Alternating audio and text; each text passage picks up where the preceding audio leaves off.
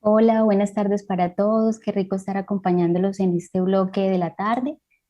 El primer invitado que tenemos hoy es el doctor Juan Guillermo Cárdenas. Él es nefrólogo pediatra de la Universidad Nacional Autónoma de México. Es especialista en pediatría de la Universidad Militar Nueva Granada y trabaja actualmente en la Subred Integrada de Servicios de Salud del Suroccidente de Bogotá, RTS Baster, y es miembro activo de ACONEP y de ALANEP. Él nos va a acompañar esta tarde con la conferencia Nuevas terapias para el manejo de la anemia en el paciente con enfermedad renal crónica. Bienvenido, Juan Guillermo. Muy buenas tardes, muchas gracias por acompañarnos en esta tarde para esta presentación. Gracias a la Asociación Colombiana de Nefrología Pediátrica por la invitación a ser partícipe en este congreso. Eh, por favor, me confirman si estoy compartiendo ya la presentación.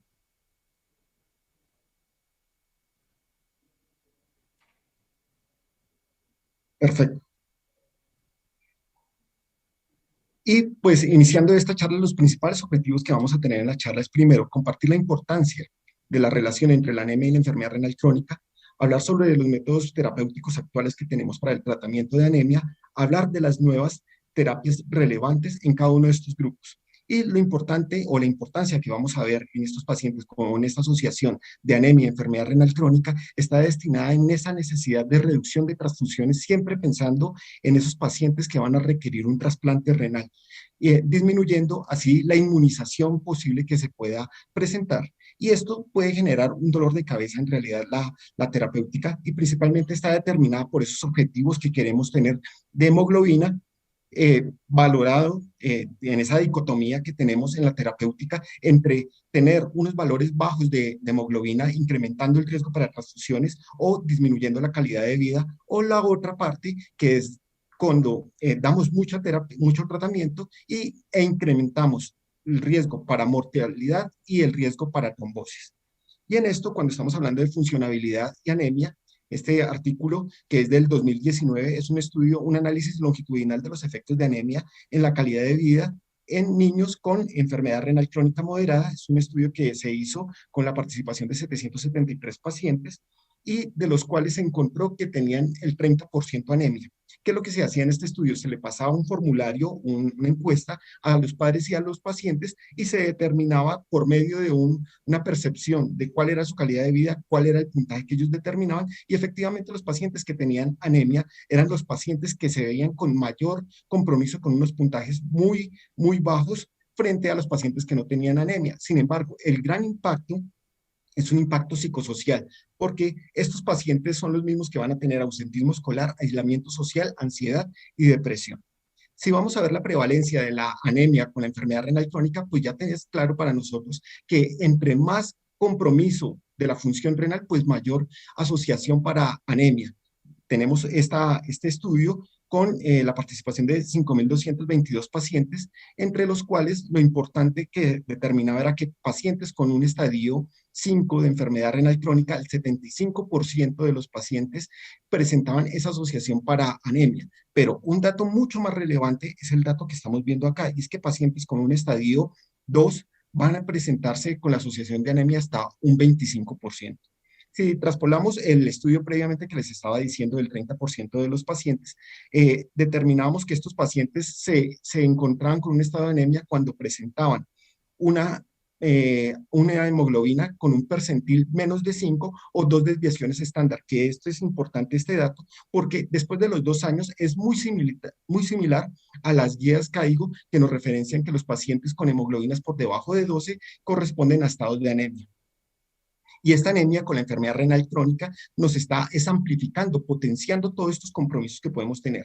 3 veces casi de compromiso cardiovascular, 3 veces de morbimortalidad y hasta 2 veces de progresión en enfermedad renal crónica. Y en esta parte de enfermedad renal crónica, este artículo que es publicado para el año pasado nos determina cuál es la probabilidad o cómo se potencia esa consecuencia de progresión en enfermedad renal crónica. Con una participación de 3.919 pacientes, se observó que el 60% de esos pacientes que presentaban anemia y que no era bien controlada la anemia, progresaban en su enfermedad renal, con lo cual se dio un riesgo de 3 veces para progresión de enfermedad renal crónica. Y en los mecanismos de anemia que nosotros conocemos, esto ya lo conocemos nosotros, sin embargo, lo traigo a colación para hablar unos temas básicos. Primero, nosotros tenemos nuestras células productoras de eritropoyetina. Estas células productoras de eritropoyetina, a medida que va progresando la enfermedad renal crónica, se va haciendo es una transdiferenciación y una conversión a miofibroblastos, los cuales independientemente no pueden producir eritropoyetina.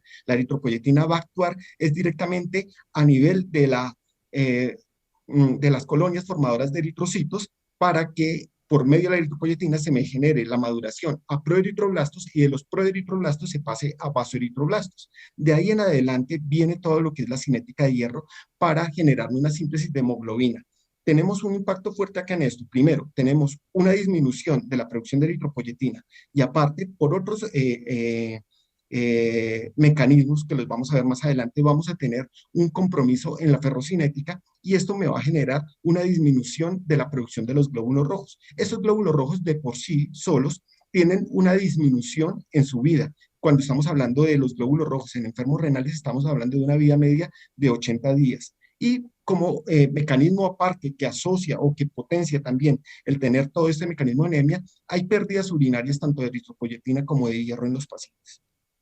Y cuando estamos hablando del primer grupo de medicamentos, tenemos los agentes estimuladores de la eritropoyesis, conocidos para nosotros ya la eritropoyetina, tenemos la darbepoetina y los SERA.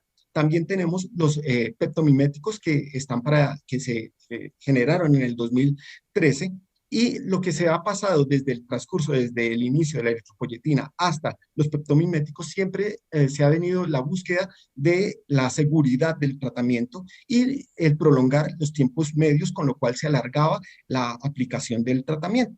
Así tenemos para nuestros pacientes la eritropoyetina con una vida media, una dosificación y un intervalo de aplicación, y a medida que ha venido viniendo los avances en la tecnología, se ven ya que aumenta en la vida media y se estratifica una dosificación. Y es así que tenemos para el 2006 este estudio en el cual nos hablaban sobre darbepoetina frente a eritropoyetina, haciendo una comparación y encontrando no inferioridad terapéutica por un lado, y por el otro lado, este artículo del Pediatric Nephrology del 2017, en el cual nos daban las dosis seguras de darbepoetina y nos estabilizaba también la dosificación en pacientes pediátricos.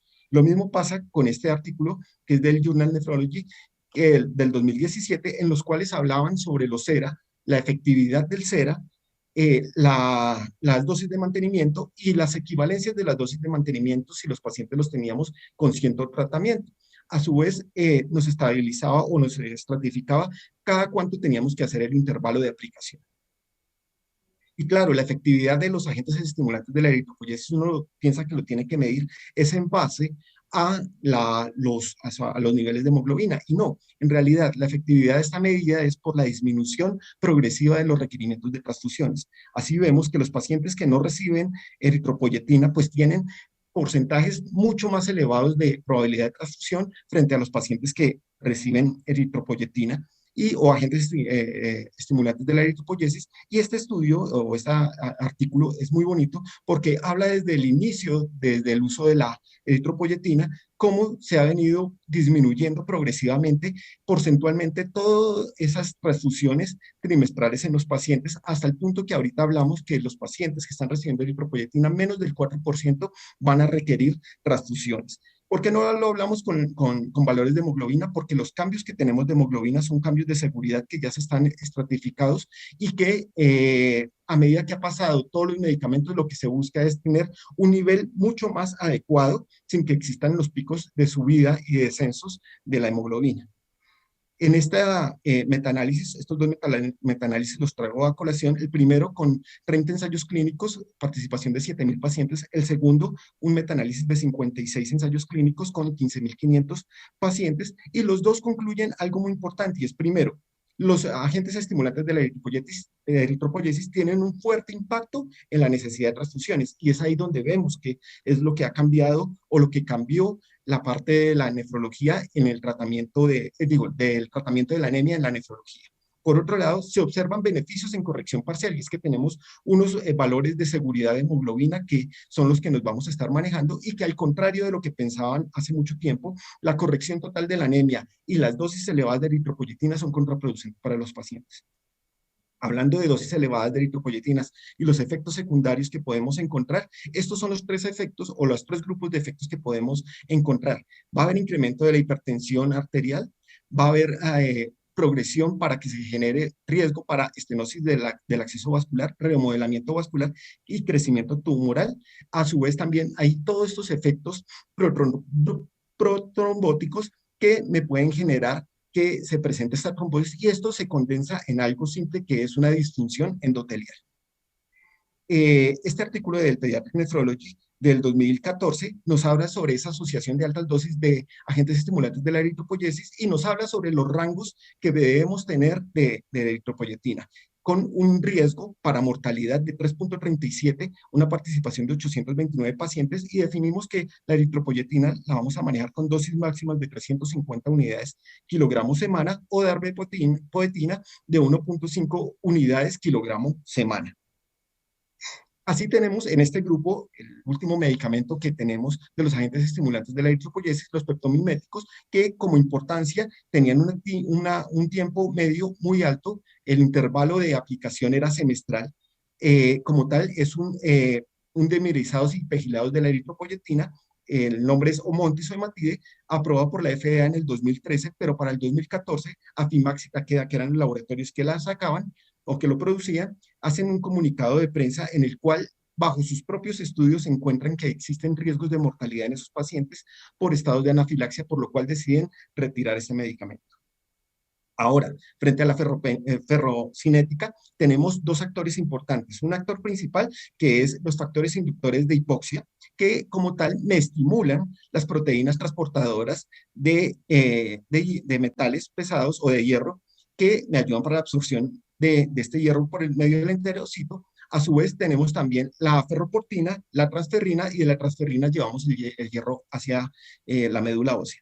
Por otro lado, tenemos un antagonista, que es la epsidina. Esta epsidina es una hormona proinflamatoria, una hormona que se incrementa a medida que va progresando la enfermedad renal. ¿Y por qué? Porque tiene un bajo aclaramiento, y como tal, esta hormona actúa contraproducente con la ferroportina, haciendo que se disminuya su transporte, por lo cual nunca vamos a tener el transporte de hierro consecuente de estos pacientes. Por eso es que algunos pacientes que nosotros damos dosis de hierro, vamos a ver, de hierro oral, vamos a ver que no tenemos ningún efecto, y por eso se recomienda que a medida que vaya progresando la enfermedad renal, se requieran dosis de hierro endovenosa. Y entre eso tenemos estos medicamentos que son de hierro endovenoso, iniciados desde la década de 50 con el sacarato férrico y el hierro dextrane que es de bajo peso molecular, que son principalmente los dos que más conocemos. Sin embargo, a medida que ha pasado este tiempo y la nueva tecnología, lo que se ha buscado es incrementar su vida media y, por otro lado, darle seguridad bajando el peso molecular, con lo cual se busca esa seguridad evitando ese riesgo de toxicidad por hierro.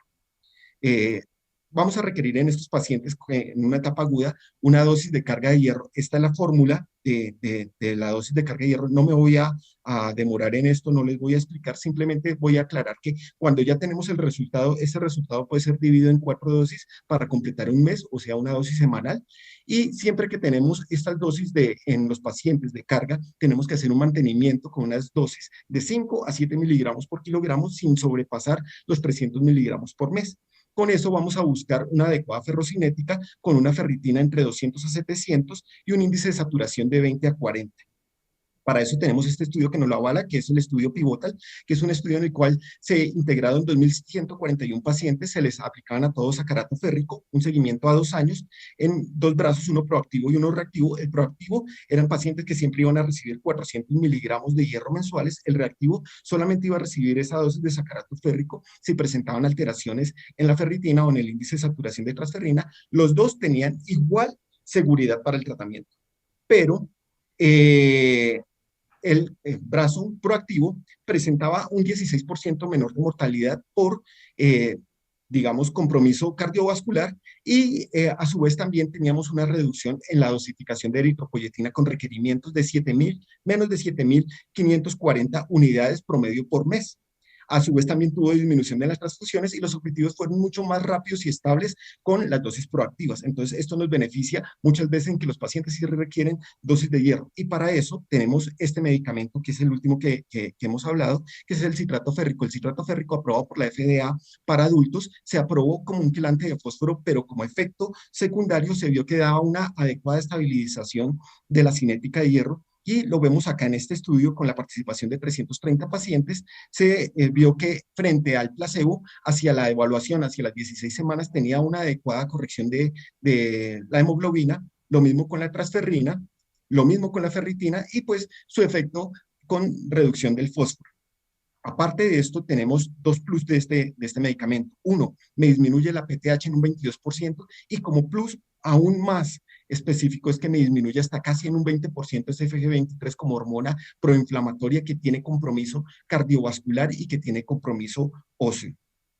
En pediatría no tenemos estudios, pero estos dos estudios arrancaron a partir de este año. El primer estudio es el estudio de citrato férrico en pacientes pediátricos con enfermedad renal crónica, es por la Universidad de California, arrancó el 1 de abril, 12 centros participantes, 160 pacientes y se va a evaluar la anemia y el metabolismo óseo. Y el segundo estudio es el estudio y evaluación de la seguridad y tolerabilidad del citrato férrico en pacientes pediátricos con hiperfosfatemia relativa y enfermedad renal crónica. Este arrancó a partir del 1 de este mes con la participación de 40 pacientes y lo que se va a evaluar es seguridad, tolerabilidad, dosificación de ese citrato de hierro y como objetivo secundario van a evaluar la ferritina y el índice de saturación de transferrina. O sea que nos toca esperar hasta el 2024 para ver los resultados que son prometedores para el citrato férrico.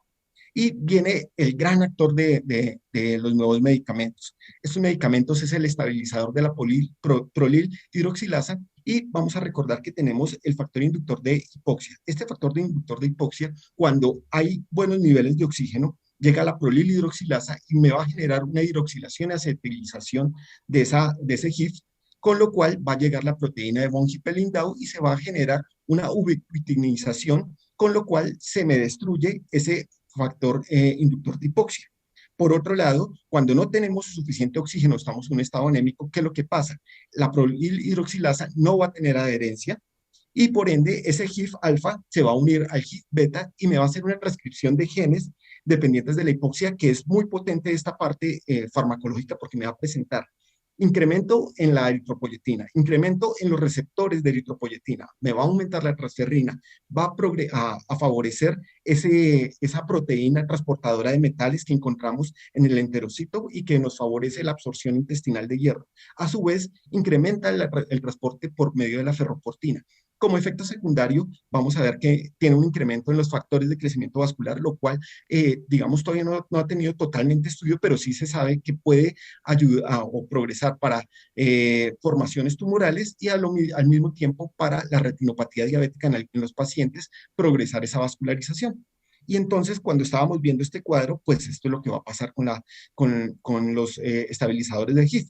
Esto, al final, este ciclo lo que me va a llevar es a que este hierro que llega a la médula ósea tenga un buen efecto y me genere una buena eritroferrona. Al generar una buena eritroferrona como hormona antagonista, me disminuye los valores de epsidina y por eso va a potenciar este efecto. O sea que es un medicamento que al final de cuentas va a tener los dos efectos, como si fuera como los efectos que se esperan con los agentes estimulantes de la eritropoyesis y con una adecuada ferrocinética.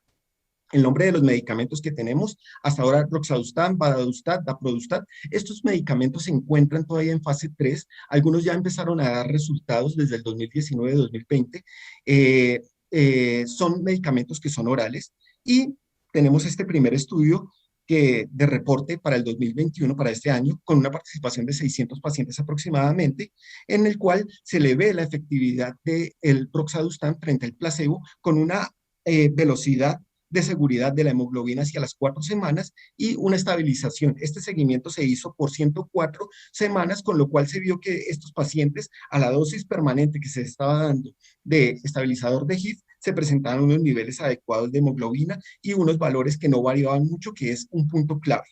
Por otro lado, este estudio que está publicado en el New England Journal del 2019 evaluaba el roxadustat con la eritropoyetina y este resultado es muy bueno. Nos habla de no disminución de efectividad, o sea que tiene una efectividad tan importante como la eritropoyetina, pero tiene a favor algo, y es que desde la cuarta semana, casi tercera semana, se ve un pico de incremento en la seguridad de sus valores y presenta niveles mucho más estables de hemoglobina en estos pacientes. A su vez, también el roxadustat se vio que tenía un beneficio cardioprotector con la disminución del colesterol LDL. Y cuando estamos hablando de epsidina, la evaluación que se tenía frente a placebo, se vio que tenía una reducción con el roxadustat hasta de un 50%, y en esta comparación de eritropoyetina frente a roxadustat se encontraba una disminución hasta de entre un 40 a un 45%, evaluado hacia las 27 semanas. Entonces, se potencian estos efectos de estos medicamentos, y estos medicamentos son los que están mandando el plus, porque me va a mejorar toda esa ferrocinética con incremento del índice de saturación de transferrina, la ferritina y el hierro sérico en los pacientes. Al final, en conclusiones, primero, la anemia y la enfermedad renal crónica es frecuente, afecta la calidad de vida en los pacientes pediátricos, y es muy importante esa parte del impacto psicosocial que vamos a tener en los pacientes. Un paciente con anemia es un paciente que va a tener mayor compromiso en su cotidianidad. La ferropenia es común, hasta el 70% de los pacientes van a presentar ferropenia, y es uno de los factores importantes para encontrar ese porcentaje bajo, pero que es significante en los pacientes con niveles de creatinina, con enfermedad renal en valores en niveles bajos. Los estabilizadores de HIF, así como el citrato ferroso, presentan resultados prometedores, son los que van a mandar la parada, pero se requieren que estas nuevas tecnologías concluyan sus fases, principalmente en los estabilizadores de HIF, y ser estudiada en pacientes pediátricos para valorar seguridad, dosificación. Por otro lado, la seguridad farmacológica y el apego al tratamiento serán la base del éxito en los pacientes, y en esto tenemos un inconveniente y un punto a favor. Primero, la seguridad farmacológica nos la va a dar, son los estudios. El apego al tratamiento va a hacer que estos medicamentos, como son de uso oral, muchos de los pacientes que requieran dosificación de eritropoyetina, pues van a tener mayor sensibilidad a apropiarse de este tratamiento, pero a su vez son tratamientos que requieren muchas dosis por vía oral, y eso puede complicar, pues, en nuestros pacientes la dosificación. Por otro lado, los pacientes que se vieron con requerimientos elevados de dosis de eritropoyetina tienen un efecto muy prometedor en el uso de los inhibidores de la polihidroxilasa. Y eso es un punto a favor para nuestros pacientes. Y con esto concluyo. Muchas gracias. Este es mi correo para los que requieran esta presentación o los que requieran los documentos con los que se hizo esta presentación, y estaré atento de sus preguntas. Muchas gracias.